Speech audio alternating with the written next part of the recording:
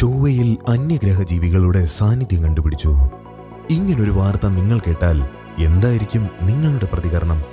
സന്തോഷമായിരിക്കുമോ അതോ ഭയമായിരിക്കുമോ? നമുക്കറിയുന്ന പര്യവേഷണം നടത്താനാവുന്ന പ്രപഞ്ചം 90 ബില്യൺ പ്രകാശവർഷം ചുറ്റളവിൽ പരന്നു കിടക്കുകയാണ്. ഏകദേശം 100 ബില്യൺ ഗാലക്സിയിൽ ഓരോ ഗാലക്സിയിലും 100 മുതൽ 1000 ബില്യൺ വരെ നക്ഷത്രങ്ങൾ. ഒട്ടുമിക്ക നക്ഷത്രങ്ങൾക്ക് ചുറ്റും ഗ്രഹങ്ങളുടെ സാന്നിധ്യമുണ്ട്. അതിനർത്ഥം കോടിക്കണക്കിന് വാസയോഗ്യമായ ഗ്രഹങ്ങൾ അവിടെ ഉണ്ടായിരിക്കണം. അതായത് അവിടെ ജീവൻ ഉരുത്തിരിയുവാനുള്ള അനേകായിരം അവസരങ്ങൾ ഉണ്ടായിരിക്കണം. ഒന്നില്ലെങ്കിൽ ഈ പ്രപഞ്ചത്തിൽ നാം ഒറ്റയ്ക്കായിരിക്കണം, അല്ലെങ്കിൽ മറ്റാരെങ്കിലുമൊക്കെ ഉണ്ടാകും. പക്ഷെ ആലോചിച്ചു നോക്കുമ്പോൾ രണ്ടും ഭയാനകമല്ലേ?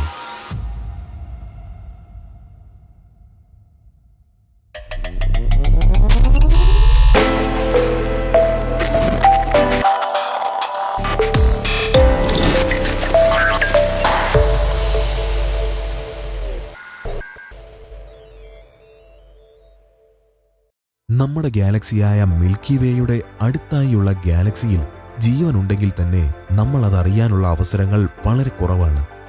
കാരണം എന്തെന്നാൽ ഈ പ്രപഞ്ചം അനുനിമിഷം വികസിച്ചുകൊണ്ടിരിക്കുകയാണ്. അതുകൊണ്ട് തന്നെ നമുക്ക് അതിവേഗ യാത്രകൾ ഉണ്ടെങ്കിൽ പോലും പ്രപഞ്ചത്തിന്റെ നിഗൂഢ തലങ്ങൾ കടന്ന് പരസ്പരം അതിവേഗം അകന്നുകൊണ്ടിരിക്കുന്ന ഒരു ഗാലക്സിയിൽ നിന്നും മറ്റൊരു ഗാലക്സിയിലേക്ക് എത്തിച്ചേരാൻ കോടിക്കണക്കിന് വർഷങ്ങൾ തന്നെ വേണ്ടിവരും. അതുകൊണ്ട് നമുക്ക് മിൽക്കി വേയിലെ കാര്യം നോക്കാം. നമ്മുടെ സ്വന്തം ഗാലക്സിയിൽ ഏകദേശം എത്ര നക്ഷത്രങ്ങളുണ്ടെന്നറിയാമോ? 400 ബില്യൺ വരെ. അതായത് ഭൂമിയിലെ ഓരോ മണൽത്തരികൾക്കും അനുപാതമായി 10,000 നക്ഷത്രങ്ങൾ വീതം. അതിശയിക്കേണ്ട, സത്യമാണ്. അതിൽ തന്നെ സൂര്യനെ പോലുള്ള 20 ബില്യൺ നക്ഷത്രങ്ങൾ. അതിൽ 1/5 നക്ഷത്രങ്ങൾക്ക് ചുറ്റും ഭൂമിയെ പോലുള്ള ആവാസയോഗ്യമായ ഗ്രഹങ്ങളുണ്ട്. അവയിൽ വെറും 1% ജീവനുണ്ടെങ്കിൽ പോലും 10 കോടി ഗ്രഹങ്ങളെങ്കിലും ഉണ്ടാകും. അവയിൽ മിക്കതും ഭൂമിയേക്കാൾ എത്രയോ മില്യൺ വർഷം പഴക്കമുള്ളവയുമാണ്. അതുകൊണ്ട് തന്നെ അവിടെ ഉണ്ടാകുന്ന നാഗരികത ഒരു പക്ഷേ നമ്മളെക്കാൾ അഡ്വാൻസ്ഡ് ആയ ഒരു നാഗരികതയാകാനുള്ള എല്ലാ സാധ്യതയുമുണ്ട്. അഡ്വാൻസ്ഡ് ആയ ബഹിരാകാശ സംസ്കാരത്തെ പറ്റിയുള്ള ഒരു 3 അനുമാനങ്ങൾ നിലവിലുണ്ട്. Type 1 civilization, type 2 civilization, type 3 civilisation.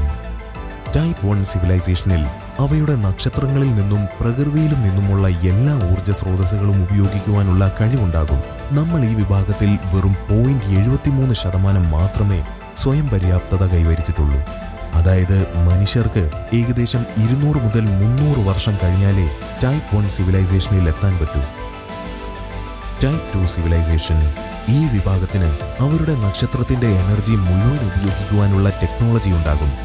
അതായത് ഒരു കോംപ്ലക്സ് സ്ട്രക്ചർ കൊണ്ട് നക്ഷത്രത്തെ മുഴുവനായോ ഭാഗികമായോ മൂടി അതിലെ ഊർജം മുഴുവൻ സ്വീകരിക്കുന്ന ടെക്നോളജി ഉണ്ടായിരിക്കും.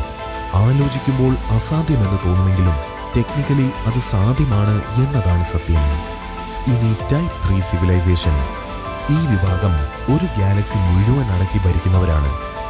അവരുടെ ടെക്നിക്കൽ അറിവ് നമുക്ക് ഊഹിക്കാവുന്നതിലും അപ്പുറമാണ്. അപ്പോൾ ഇനി നമ്മുടെ കാര്യത്തിലേക്ക് വരാം.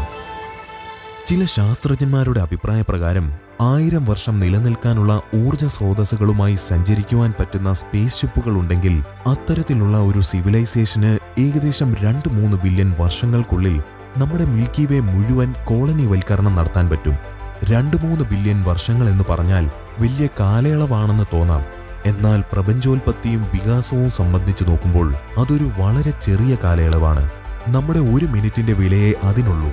അപ്പോൾ പിന്നെ താരതമ്യേന ഗർഭസ്ഥ ശിശുവായ ഭൂമിയെ അപേക്ഷിച്ച് മറ്റ് ഗ്രഹങ്ങളിലുണ്ടായ ഏലിയൻസ് എവിടെ? Welcome to Fermi paradox. അടിസ്ഥാനപരമായി ഫെർമി പാരഡോക്സിന് 2 ഉത്തരങ്ങൾ പറയാനാവും, പക്ഷേ തെളിയിക്കാനാവില്ല. ഒന്നാമതായി, ഈ പ്രപഞ്ചത്തിൽ നമ്മൾ മാത്രമേ ഉള്ളൂ, അല്ലെങ്കിൽ ജീവന്റെ പരിണാമത്തിന്റെ പ്രതിബന്ധങ്ങൾ കടന്നത് നമ്മൾ മാത്രമേ ഉള്ളൂ എന്നാണത്. എന്തെന്നാൽ നമുക്ക് മുന്നേ പല ഗ്രഹങ്ങളിലുമായി ഉണ്ടായ ജീവനൊക്കെയും വിവിധ പ്രപഞ്ച പ്രതിബന്ധങ്ങളിലും പ്രതിസന്ധികളിലുമായി നശിച്ചുപോയി. ദിനോസറുകളുടെ ഉന്മൂലനം പോലെ എല്ലാ ജീവനുകളും ആ ഗ്രഹം തന്നെയും അത്തരമൊരു പ്രതിസന്ധി തരണം ചെയ്യാനാവാതെ തളർന്നു വീണിട്ടുണ്ടാകണം. നമ്മൾ ഇനിയും കടന്നു ചെന്നിട്ടില്ലാത്ത പ്രതിബന്ധങ്ങൾ നമ്മെ കാത്തിരിക്കുന്നുണ്ടാകണം. രണ്ടാമതായി, വളർന്നുകൊണ്ടിരിക്കുന്ന ഓരോ നാഗരികതയും സ്വയം നശിച്ചു പോയിട്ടോ അല്ലെങ്കിൽ നശിപ്പിക്കപ്പെട്ടിട്ടോ ഉണ്ടാകണം. കാരണം ഉയർന്നു വന്ന എല്ലാ നാഗരികതകളും അവയുടെ കൂടുതൽ നേടാനുള്ള ആഗ്രഹത്തിൽ നശിച്ചു പോയതായി നാം കണ്ടിട്ടുണ്ട്. ഒരൊറ്റ സ്വിച്ച് കൊണ്ട് ഒരു ഗ്രഹത്തെ മുഴുവൻ ആറ്റം ബോംബുകളുടെ ശ്രേണി സൃഷ്ടിക്കുന്ന നാം തന്നെ അതിന് ഉത്തമ ഉദാഹരണമല്ലേ?